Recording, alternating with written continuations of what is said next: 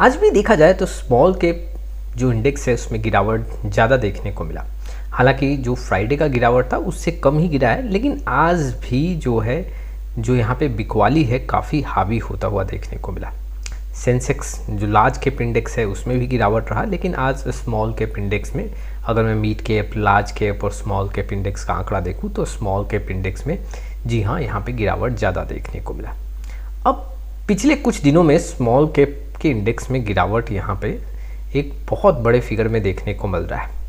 अब इन्वेस्टर यहाँ पे क्वेरी जनरेट कर रहे हैं कि अगर मार्केट क्रैश होता है तो वाकई में स्मॉल कैप म्यूचुअल फंड में कितना गिरावट हो सकता है, और हर एक इन्वेस्टर को ये जानना भी चाहिए, क्योंकि आप अगर स्मॉल कैप म्यूचुअल फंड के साथ एसआईपी कर रहे हो या इन्वेस्टमेंट को कंटिन्यू कर रहे हो, लमसम किए हो, तो ये जानना काफ़ी ज़रूरी है कि मार्केट में अगर कुछ गिरावट होता भी है तो उसका असर कितना आपके स्मॉल कैप म्यूचुअल फंड पे देखने को मिल सकता है। शुरुआत करते हैं, लेकिन उसके पहले mutual fund related complete solution चाहिए तो आप हमारे साथ जुड़ सकते हैं। जी हाँ, डिस्क्रिप्शन बॉक्स में आए डिटेल चेक करें और व्हाट्सअप नंबर के थ्रू हमारे साथ जुड़ सकते हैं। देखो, मैं आज जो आपके सामने इन्फॉर्मेशन रखूँगा वो 2008 से लेकर 2024 के बीच में कई ऐसे सिचुएशन देखने को मिले जहाँ पे मार्केट में काफ़ी बड़ा गिरावट देखने को मिला, मार्केट कभी सुस्त देखने को मिला, छोटे छोटे गिरावट भी देखने को मिले। इन सारे गिरावट में निफ्टी 50 का क्या हाल रहा और उसके साथ ही साथ यहाँ पे स्मॉल कैप इंडेक्स का क्या हाल रहा और स्मॉल कैप म्यूचुअल फंड पे इसका क्या असर देखने को मिला। मैं आपके सामने ऑन द एवरेज डेटा रखूँगा और उस डेटा के बेसिस पे हम समझेंगे कि वाकई में लार्ज कैप में अगर आने वाले समय गिरावट होता है तो कितना गिरावट यहाँ पे स्मॉल कैप में देखने को मिल सकता है। और उसके साथ ही साथ इन्वेस्टर के सामने कुछ यहाँ पे पॉइंट्स भी रखूँगा जो कि काफ़ी ज़रूरी है अगर आप स्मॉल कैप म्यूचुअल फंड में इन्वेस्टमेंट करते हो तो। चलिए कुछ हिस्टोरिकल डेटा पे हम नज़र डालते हैं। सबसे पहले देखो, ये जो है ये पूरे मार्केट क्रैश का एक पूरा डेटा है और उस पर स्मॉल कैप फंड पे क्या इम्पैक्ट पड़ा उसका पूरा इन्फॉर्मेशन आपके सामने है। 2008 में अगर आप देखोगे तो ग्लोबल फाइनेंशियल क्राइसिस जो देखने को मिला, उस समय निफ्टी करीबन 50% गिरा और स्मॉल कैप इंडेक्स 70% तक टूट चुका था। और स्मॉल कैप म्यूचुअल फंड में ऑन द एवरेज जी हाँ यहाँ पे 60 to 65% का गिरावट देखने को मिला। 2011 में यूरोजोन जो क्राइसिस था उसमें 25% का निफ्टी 50 में गिरावट देखने को मिला। स्मॉल कैप इंडेक्स 40% वहाँ पे टूटा और स्मॉल कैप म्यूचुअल फंड में जो एक एवरेज फॉल देखने को मिला वो 35 से 40% का यहाँ पे देखने को मिला।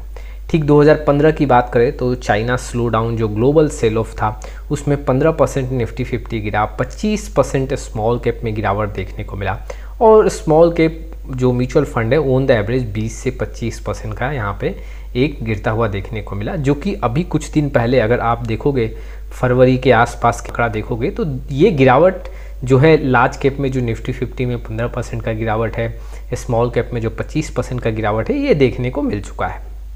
ठीक 2018 की बात करोगे तो NBFC क्राइसिस जो है यहाँ पे जो देखने को मिला करीबन निफ्टी 10% टूटा, स्मॉल कैप इंडेक्स में 30% का गिरावट हुआ और स्मॉल कैप जो म्यूचुअल फंड है वहाँ पे एवरेज फॉल 25% का देखने को मिला।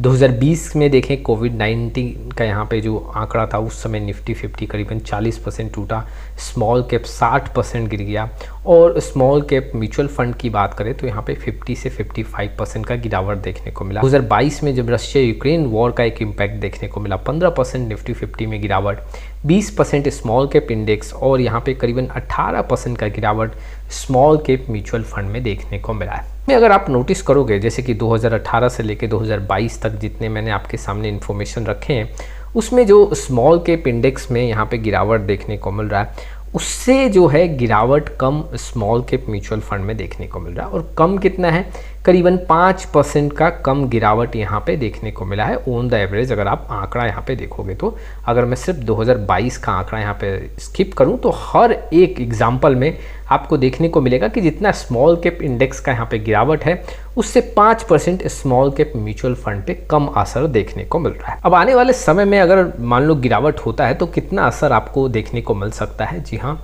स्मॉल कैप फंड में देखो, मार्केट अगर मान लो यहाँ पे निफ्टी 10% गिरता है तो स्मॉल कैप म्यूचुअल फंड में 15 से 20% का गिरावट देखने को मिल सकता है। अगर 20% का निफ्टी में गिरावट होता है तो 30 से 40% का गिरावट हमें यहाँ पे स्मॉल कैप म्यूचुअल फंड में देखने को मिलेगा। और निफ्टी अगर मान लो 40 से 50% टूटता है तो एग्जैक्टली स्मॉल कैप में गिरावट यहाँ पे काफ़ी ज़्यादा देखने को मिलेगा, अराउंड 60% के आसपास का गिरावट देखने को मिल सकता है। तो इन्वेस्टर को देखो तैयारी के साथ चलना पड़ेगा। अगर यहाँ पे मार्केट में गिरावट होता है तो आपके म्यूचुअल फंड में, specially small cap mutual fund में गिरावट ज़्यादा देखने को मिल सकता है।